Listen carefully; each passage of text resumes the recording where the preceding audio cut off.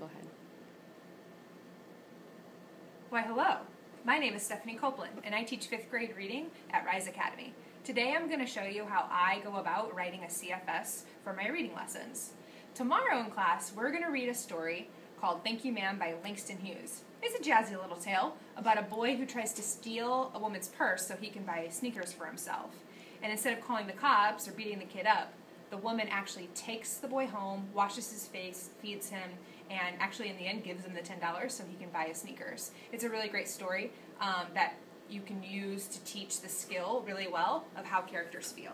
So the first thing I do, obviously, is I write a smart aim.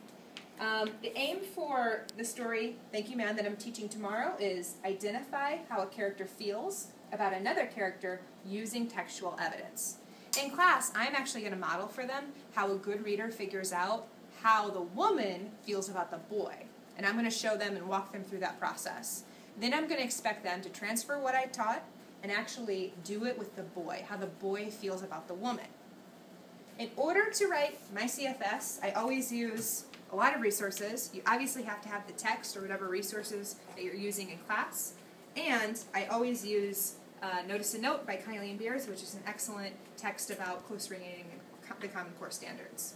So, every time I write a CFS, the very first thing I do is I write what's called an exemplar.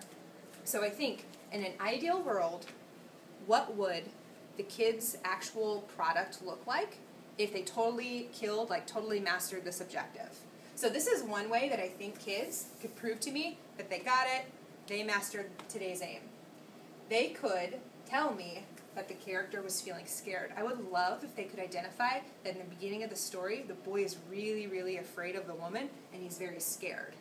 Now, they just can't pull that out of anywhere, right? In order to prove that they understand that, they've got to provide some evidence. So I've picked out what I think are the two best pieces of evidence that prove that the boy is feeling scared. The first one is that she shook him until his teeth rattled. If my kids pick out that line, that would be awesome, because I think that's a really telling line. And notice that I quoted this one because this is an actual quote from the text. On the next one, the next piece of evidence that really stood out to me was that he told the woman he would run away if given the chance.